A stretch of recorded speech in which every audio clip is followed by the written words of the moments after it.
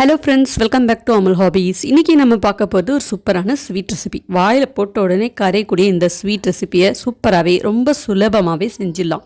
இது என்ன sweet recipe, எப்படி செய்யலாம் அப்படிங்கிற டீட்டெயில்டான வீடியோ பார்க்கறதுக்கு முன்னாடி இது வரைக்கும் நீங்கள் நம்ம சேனலில் வர வீடியோஸ்லாம் தொடர்ந்து பார்த்துட்ருக்கீங்க, பிடிச்சிருக்கு அப்படின்னா மறக்காமல் சப்ஸ்கிரைப் பண்ணிவிட்டு பாருங்கள்.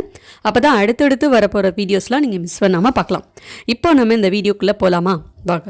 இந்த ரெசிபி பண்ணுறதுக்கு ஒரு பேக்கெட் அளவுக்கு மேரி பிஸ்கட் எடுத்திருக்கேன், 3 முட்டை, 1 கிளாஸ் அளவுக்கு சர்க்கரை, ஒரு 100 கிராம் அளவுக்கு இருக்கும். இப்போ இந்த சர்க்கரையில் கால்வாசி மட்டும் பேனில் சேர்த்துட்டு இதை நம்ம கேரமலைஸ் பண்ணி எடுத்துக்க போகிறோம். இப்போ இது உருகிறதுக்குள்ளே ஒரு டப்பா ஒன்று இந்த மாதிரி ரெடியாக எடுத்து வச்சுக்கோங்க. அப்போ தான் நமக்கு கடைசியில் அதில் செட் பண்ணுறதுக்கு நமக்கு டைம் கரெக்டாக இருக்கும். இப்போ இந்த சர்க்கரையில் நம்ம தண்ணியெலாம் எதுவும் சேர்க்க போகிறது கிடையாது.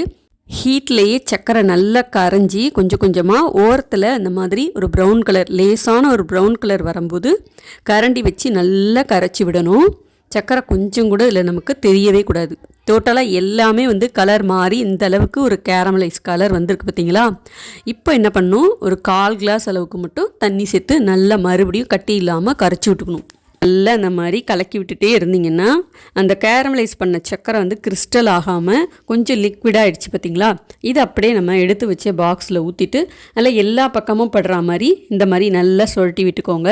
இப்போ இது அப்படியே இருக்கட்டும். இப்போ ஒரு மிக்ஸி ஜாரில் நம்ம பிஸ்கட் எடுத்து வச்சுருந்தோம் இல்லையா?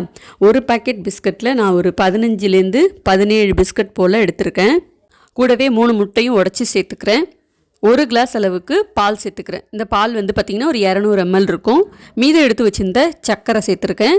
கொஞ்சமாக வாசனைக்கு ஏலக்காய் தூள், அப்படி இல்லைன்னா வெண்ணிலா எசன்ஸ், இது எல்லாத்தையும் நல்லா அரைச்சி எடுத்துகிட்டு வந்துடலாம். பாருங்கள், இந்த அளவுக்கு நான் அரைச்சிருக்கேன். இதில் நான் ஏலக்காய் தூள் ஏற்கனவே சேர்த்துருக்கேன். கூடவே கொஞ்சம் வெண்ணிலா எசன்ஸும் சேர்த்துக்கிறேன். ஒரு பிஞ்சு சால்ட்டு சேர்த்துட்டு நல்லா இந்த மாதிரி கலந்துக்கோங்க. எல்லாமே நல்லா மிக்ஸ் ஆகிடும்.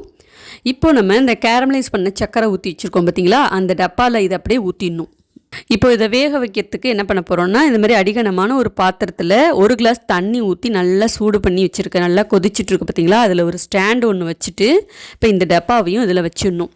நம்ம இந்த பிஸ்கட், முட்டை இதெல்லாம் அரைச்சிட்டு இருக்கும்போதே இதை நம்ம ரெடி பண்ணி வச்சுட்டா தான் தண்ணி நல்லா கொதிக்கவும் இதை நம்ம பேக் பண்ணுறதுக்கும் கரெக்டாக இருக்கும். மேலே கண்டிப்பாக ஒரு மூடி போட்டு வேக வச்சுக்கோங்க. அப்படி இல்லைன்னா ஃபாயில் பேப்பர் போட்டு கவர் பண்ணிவிடுங்க.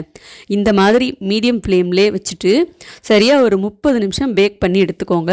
30 நிமிஷம் கழித்து ஓப்பன் பண்ணி பாருங்கள். கத்தி இல்லைன்னா டூத்பிக் வச்சு செக் பண்ணி பாருங்கள். நல்லா வெந்ததுக்கப்புறம் ஒரு 10 நிமிஷம் ரெஸ்ட்டு கொடுத்துருங்க. அதுக்கப்புறமா இந்த மாதிரி ஒரு பிளேட்டில் அப்படியே திருப்பி போட்டிங்கன்னா சூப்பரான பிஸ்கட் புட்டிங் ரெடி. இதில் நம்ம மேரிகோல்டு பிஸ்கட் தான் எடுத்துருக்கோம் இல்லையா? அதுக்கு பதிலாக நீங்கள் வேறு எந்த பிஸ்கட் வேணாலும் யூஸ் பண்ணலாம். சாக்லேட் ஃப்ளேவரோ இல்லை நார்மலாக அந்த மில்க் பிக்கீஸ் பிஸ்கட், எந்த பிஸ்கட் வேணாலும் நீங்கள் இதில் யூஸ் பண்ணி செய்யலாம். ரொம்ப நல்லாயிருக்கும். அந்த கேரமலைஸ் பண்ண சர்க்கரையோட கலர் பாருங்கள், பார்க்குறதுக்கே கோல்டன் கலராக இருக்குது இல்லையா? இந்த புட்டிங் சாப்பிட்றதுக்கு ரொம்ப டேஸ்ட்டாக இருக்கும். வாயில் போட்ட உடனே தொண்டைக்குள்ளே விழுற அளவுக்கு அப்படி ஒரு டேஸ்ட்டாக இருக்கும். குழந்தைங்களுக்கு ரொம்பவே பிடிக்கும். இந்த இஃப்தார் டைத்தில் இந்த மாதிரி நீங்கள் ஸ்நாக்ஸ் செஞ்சு சாப்பிட்டு பாருங்கள். ரொம்ப நல்லாயிருக்கும். செய்யறதுக்கு ரொம்ப நேரம் கம்மி தான். அதே மாதிரி நம்ம இதுக்கு பயன்படுத்துகிற பொருளும் ரொம்பவே கம்மி தான். பிடிச்சிருந்ததுன்னா ட்ரை பண்ணி பாருங்கள். சேனலை சப்ஸ்கிரைப் பண்ணிக்கோங்க. வீடியோக்கு மறக்காமல் லைக் பண்ணுங்கள். பாய்.